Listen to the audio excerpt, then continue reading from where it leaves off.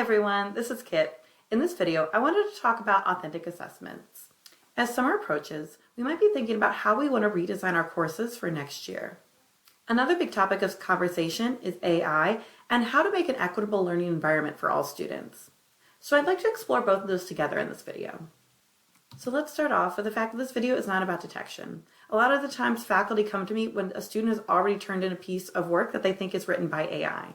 Instead, I would like you to take a step before we even get in the classroom to start thinking about your assessments.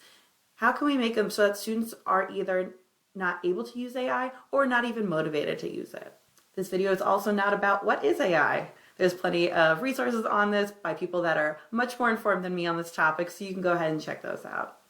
And lastly, this video is not doom and gloom. I'm old enough to remember when we were having these same conversations about the internet. We thought students were just going to cheat off the internet. We thought all jobs would be replaced by the internet. And frankly, our world does look different now.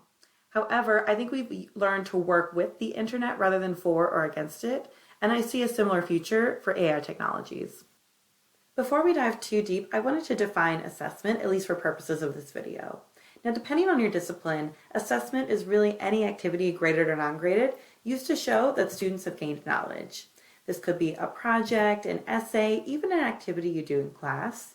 But I'm going to refer to these interchangeably as assessment, assignment, and project, basically for the purposes of this video. So next I'd like to move into a little exercise.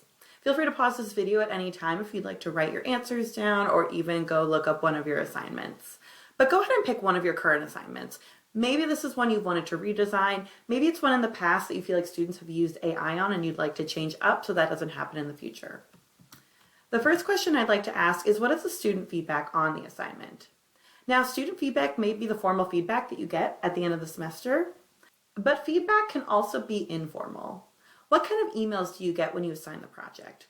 What do students tend to ask you about it?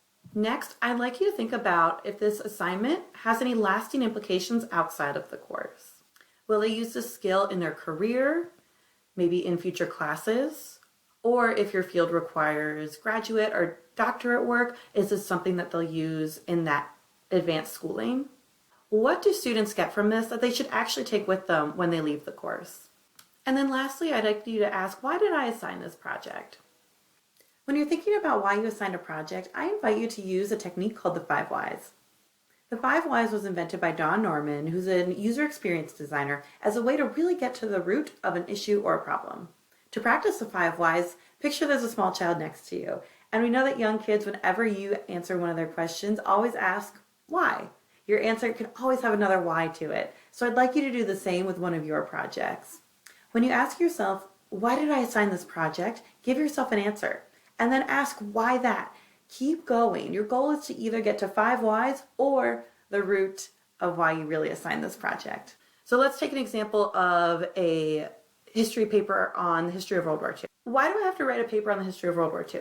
Because it was a really important time in history. But why was it an important time of history? Because there was a lot of political and cultural and social change during that time. But why is all that change so important today? Because we're still seeing the effects of those changes in our current political, cultural, and social landscapes. Now that's a much more interesting essay, isn't it? So now that we've thought about our assessments, let's go ahead and take a step back to what is an authentic assessment. According to the Center for Innovative Teaching and Learning at Indiana University, authentic assessments apply learning to a new situation. So they can learn a process, a technique, maybe even a way to analyze certain events, and then apply it to a new situation. Authentic assessments also ask students to use judgment and innovation. Oftentimes, these new situations that students are presented with are a little messy. If you work in any sort of medical or doctor's office, your patients walk in and they rarely present textbook symptoms. Instead, you have to decide a diagnosis based on the symptoms they give you and the tests that you run. In a business environment, students will be required to use creativity to find solutions to business problems. The best business innovations don't copy what other companies have done before. Instead, they find new solutions, possibly to problems that we don't even know exist yet. And authentic assessments also allow students to go through the entire process. They rehearse, they consult with others, they use resources that are outside of the textbook, and they also might get feedback from you as the instructor or from their peers. I know this is a lot to think about, but the best way to make an assessment authentic is to make it meaningful. Maybe it's something they will do in their career or future education. You can connect it to a local or personal issue by having students reflect on their own experience or working with a local charity or a local business. You can have students use presentation and public speaking skills, and in nearly every career, they're going to have to do this. Even in online courses, the ability to make a video is highly sought after. And surprise, these are all ways to de-incentivize the use of AI. So let's say they're working on something they'll do in their career. So when they apply this learned process to an imperfect situation, they're required to make those judgment calls that you do in your career. AI isn't great at making those judgment calls. Another thing is that they'll have to justify their choices. Again, something AI is not great at doing. Oftentimes, you've also taught students a process, a critical thinking process, how to scaffold their essays or their writings. When AI writes, it does not show that behind the scenes. So when students apply that process to an imperfect situation, that messy situation we were talking about, they learn to go through the whole process and not just regurgitate an answer. When you connect to local or personal issues, AI doesn't have deep knowledge on those, especially knowledge that you might have to actually go to the organization or interview someone from it for. And lastly, presentation and public speaking skills. So while AI can make video, if you've seen it, it's pretty obvious. And presentations, getting up in front of your classroom, is even harder to fake. And as we know, to be able to talk about a subject, you do have to have knowledge of it and around it and answer questions. And I know you might be thinking right now, okay, this is a lot. I'm not sure how I'm going to do this. I want to share some examples from BW. In ASW 403, the Health and Fitness Practicum, students have to do client assessment reports. So they actually take real people and assess different health metrics of them. Now, these are real people, so they're not going to show up with a textbook perfect or imperfect health readings. Instead, they're real people. Students also have to practice giving real feedback to a person. They even have students in 100-level courses volunteer to be clients, so then they get to see that side of it and practice being a client and receiving feedback. So this is two things to actually disincentivize AI. The first is that students are going through the process of actually taking these readings, which they have to do in person, and analyzing them. Again, we've talked about they're going through the process. They're not just spitting out answers. The second is that students are working with a real person. They have an obligation to give that person good feedback that's not from an AI. I know personally I'd feel real guilty if I gave someone health advice based on what an AI spit out.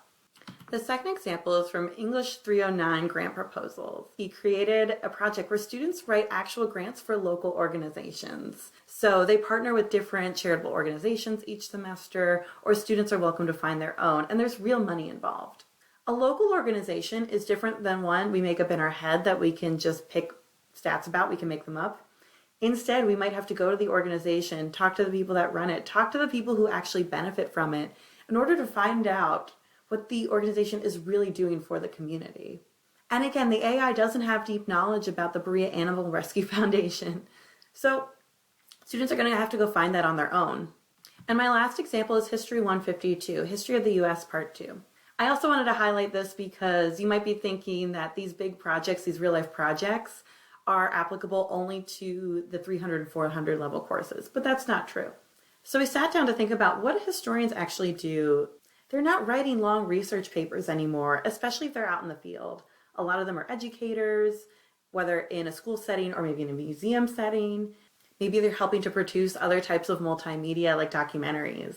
And what we realized was that a lot of historians actually do a lot of public speaking. So we decided to change the discussion boards. Instead of just typing out their answers, students had to actually record their answers on video. They had to think about a response and then record it and post it to the discussion board where other students would then respond with other videos. As we've talked about, it's very hard to fake videos with AI.